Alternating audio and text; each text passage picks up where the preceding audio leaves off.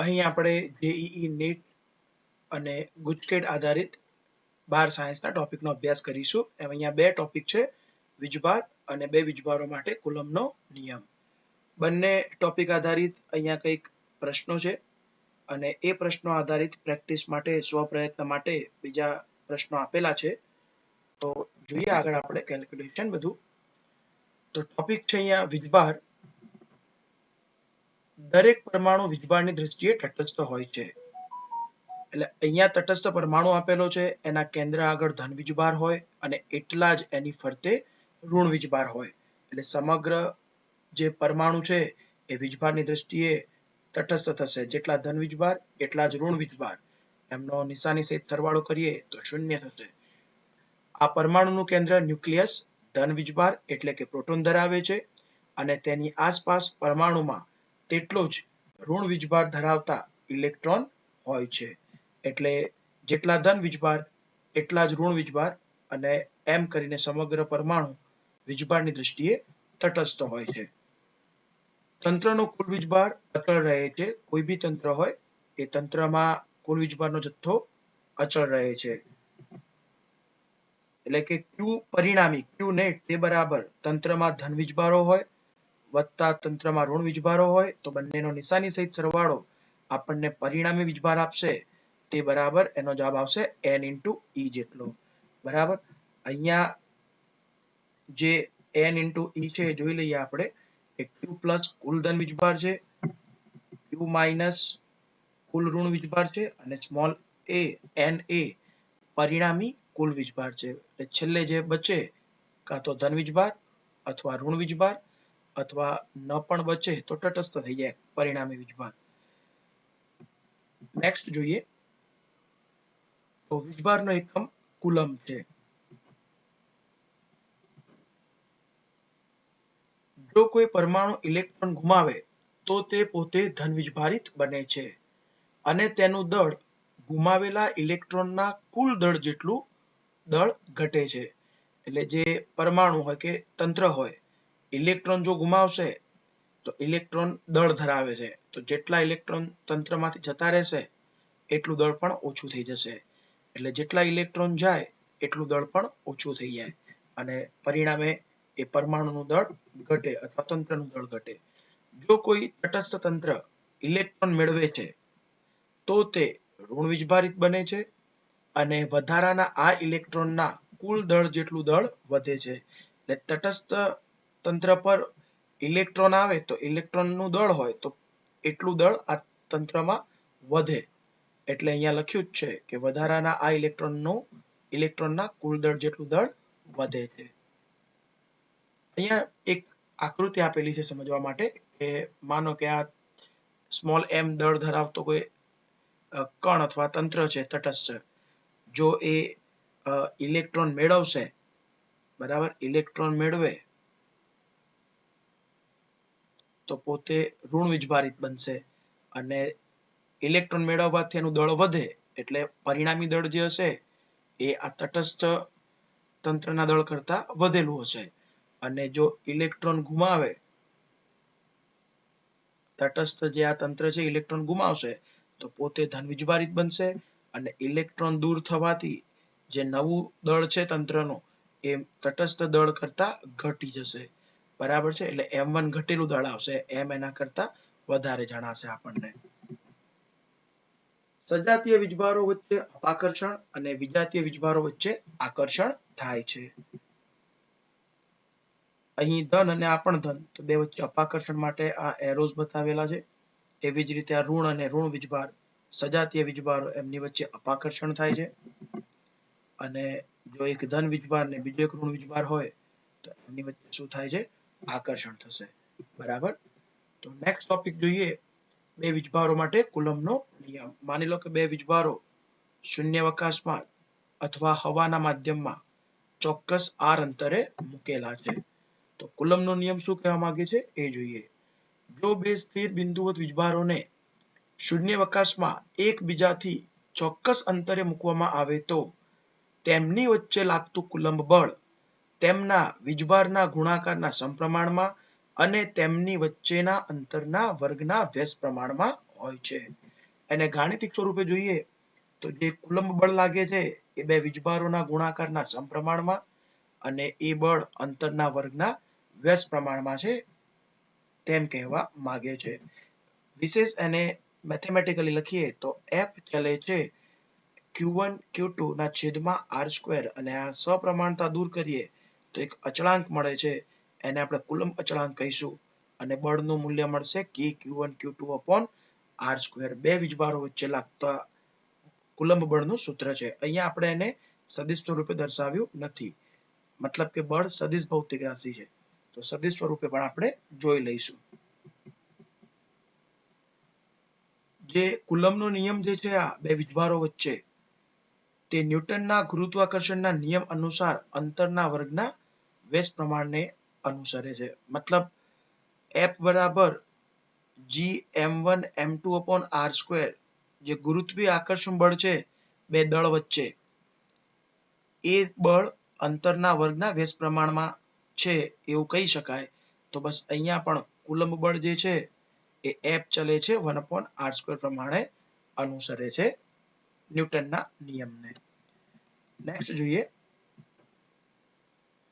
તો જે F બરાબર K Q1 Q2 upon R² સૂત્ર હતું એમાં જે અચળાંક આવેલો છે કે એનું મૂલ્ય છે 9 × 10⁹ newton metre square upon coulomb square. એ આ K નો એકમ થશે બળ અચળાંકનો અને આખા મૂલ્યને કુલંબનો બળ અચળાંક કહે છે.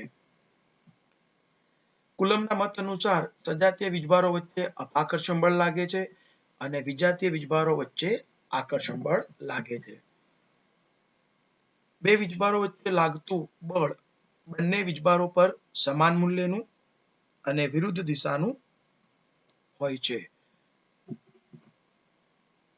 એક ધન વીજભાર છે બીજો પણ ધન વીજભાર છે, બંને વચ્ચે અપાકર્ષણ થશે તો આને કહીશું એક પર લાગતું બળ બે ના લીધે, આને કહીશું વીજભાર બે પર લાગતું બળ એક ના લીધે અને ન્યૂટન અને કુલંબના મત અનુસાર આ જે બંને બળ જે છે એ પરસ્પર વિરુદ્ધ દિશાના અને સમાન મૂલ્યના હોય છે.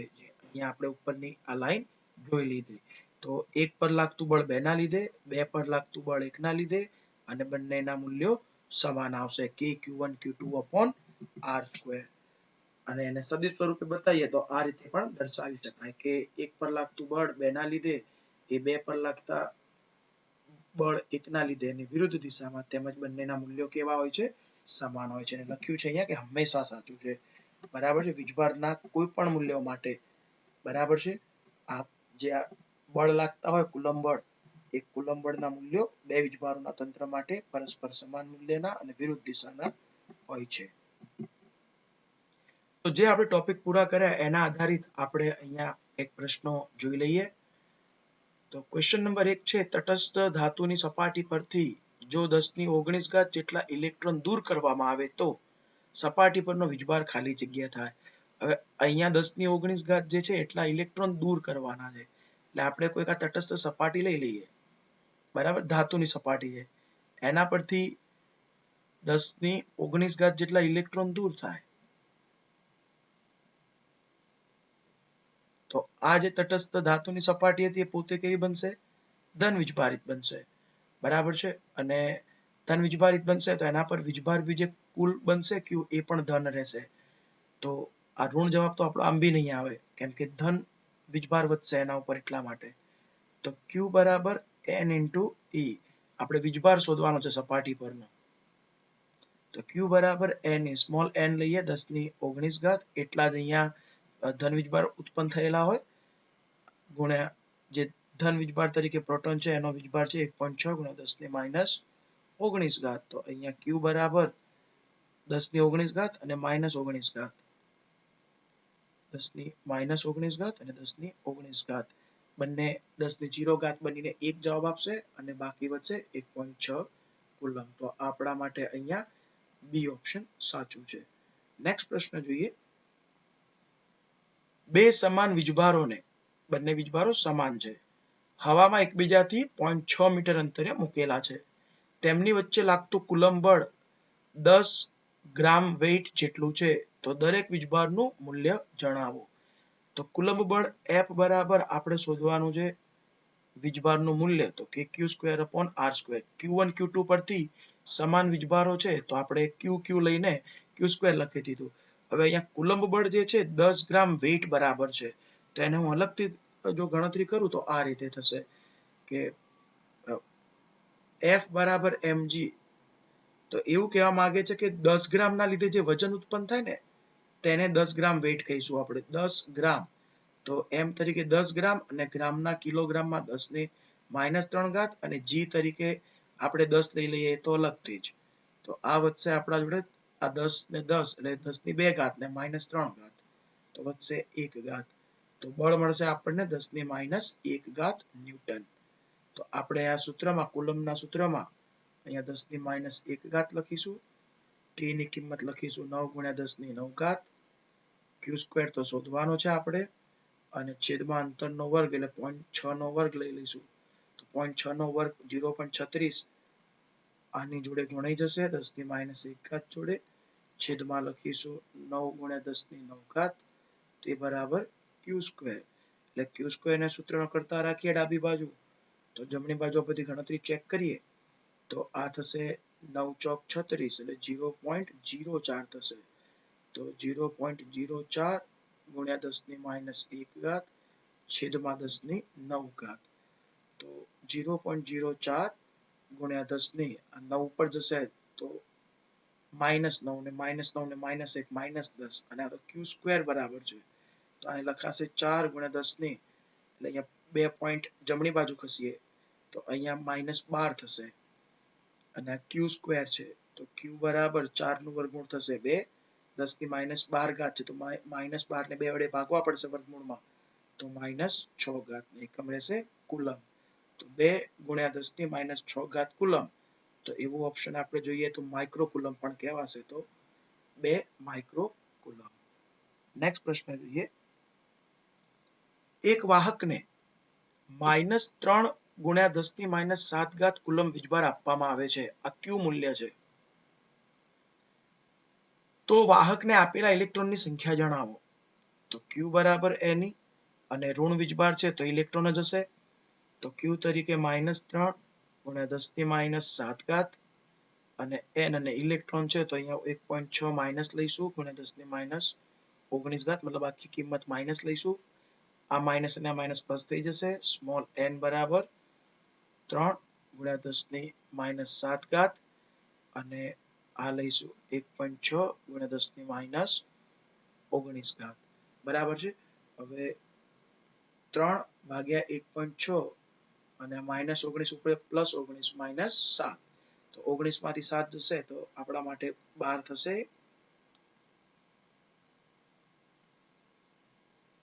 છેદમાં 1.6 છે.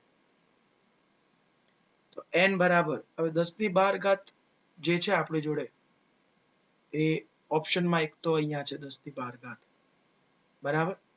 તો આ તમે જોઈ શકો છો કે 3/1.6 3/1.6 × 10⁻12 12 ની રેન્જ બીજી કોઈ જગ્યાએ છે જ નહીં બરાબર. તો આપણા માટે આ જ જવાબ સાચો છે અને આનો જવાબ જે ભાગાકાર છે એ 2 ની નજીક આવશે. તો 2 × 10⁻12 આપણો સાચો જવાબ છે બરાબર. એટલે એપ્રોક્સિમેટલી 30/16 કહેવાશે. તો 16 × 32 ની નજીક જ છે એમ બરાબર છે. એટલા માટે આપણો જે એવરેજ જવાબ ઓપ્શન પ્રમાણે લઈ લઈએ તો 2 × 10⁻12. નેક્સ્ટ પ્રશ્ન જોઈએ. બે બિંદુવત વીજભારો +3 માઇક્રોકુલમ અને +8 માઇક્રોકુલમ વચ્ચે 40 ન્યૂટન જેટલું અપાકર્ષણ બળ લાગે છે. જો બંને વીજભારોમાં -5 માઇક્રોકુલમ જેટલો વીજભાર ઉમેરવામાં આવે તો આ વીજભારો વચ્ચે લાગતું નવું બળ કેટલું થાય. તો સોલ્યુશન જોઈએ આનું.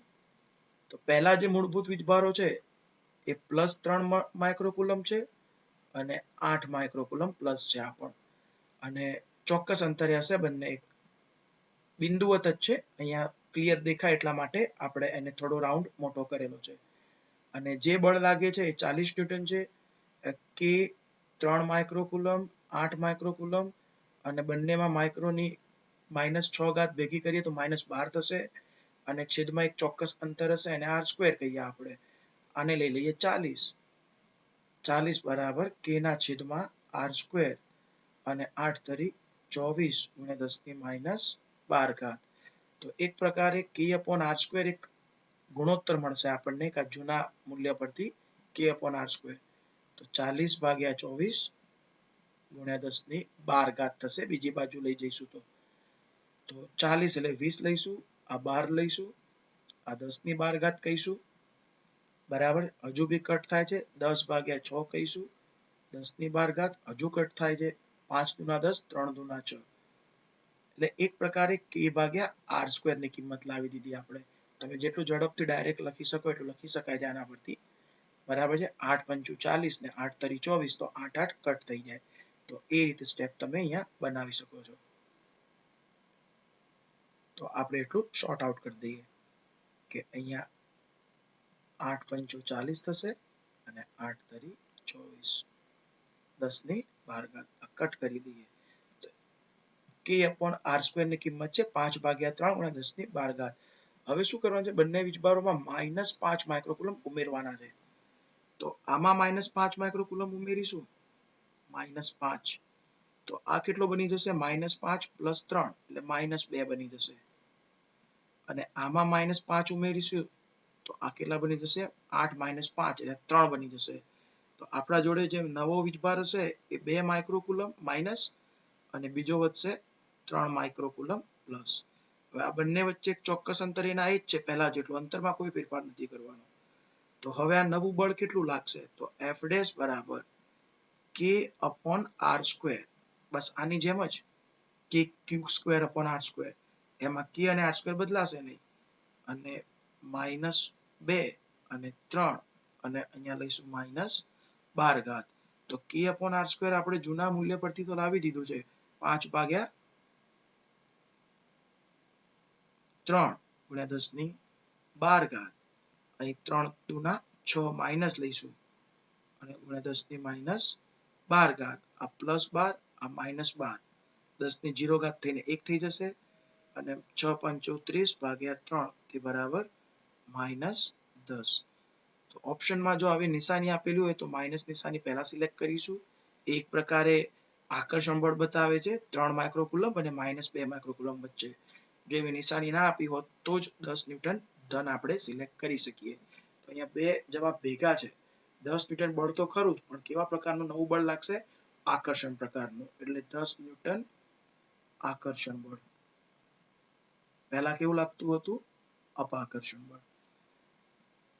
નેક્સ્ટ જોઈએ બે સમાન મૂલ્યના વીજભારો વચ્ચે ચોક્કસ અંતરે લાગતું કુલંબ બળ કેપિટલ F છે. સમાન મૂલ્યના વીજભારો છે. જો બંને વીજભારમાંથી 10% જેટલો વીજભાર દૂર કરવામાં આવે તો નવું કુલંબ બળ ખાલી જગ્યા થશે. તો પહેલા તો મૂળભૂત જે છે એ જોઈ લઈએ બળ F બરાબર સમાન વીજભાર માટે k q square upon r square. હવે બંને વીજભારમાંથી શું કરવા છે 10% જેટલો વીજભાર દૂર કરવાનો.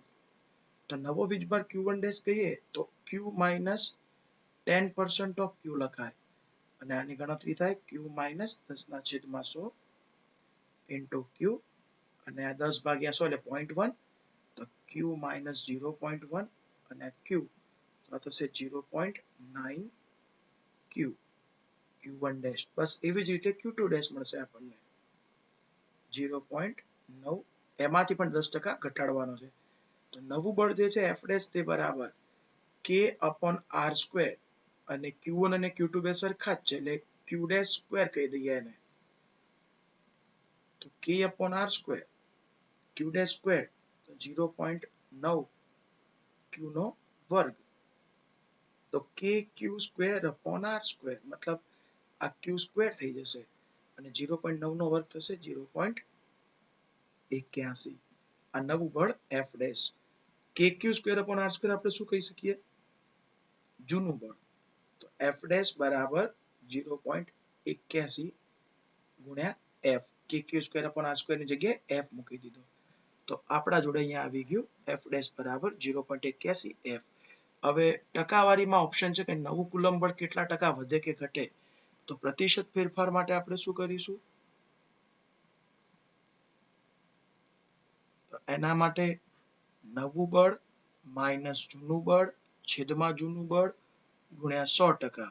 આ પ્રતિશત ફેરફાર માટેનો ગુણોત્તર છે. તો નવું બળ જે છે 0.81. હવે તમે જો f માં f છે એ આની સાથે કોમન નીકળશે, છેદ સાથે કટ થઈ જશે. તો આપણે આ રીતે કહી શકીએ 0.81 માઇનસ 1 ગુણ્યા 10 ગુણ્યા 100%. હવે અહીંયા તમે જો 0.81 માઇનસ 1 એટલે એ આવશે જવાબ માઇનસ, છેદમાં 1 છે આપણે નહીં લખીએ, તો માઇનસ 0.19 ગુણ્યા 100%, તે બરાબર માઇનસ 19%. માઇનસ નિશાની ઘટાડો દર્શાવે છે, તો આપણે કહી શકીએ કે 19% ઘટે છે. Next point. તો અહીંયા જે આપણે દાખલાઓની પ્રેક્ટિસ કરી એના આધારિત આ બીજા 4 ક્વેશ્ચન તમને પ્રેક્ટિસ માટે આપું છું. જો તમે આ વિડીયો જોયો હોય તો આ પ્રશ્નો તમે ગણજો અને ક્યાંક મારો નંબર લખેલો હશે અહીંયા, તમે એના ઉપર સોલ્વ કરવા માટે મને મોકલી શકો છો. Thank you.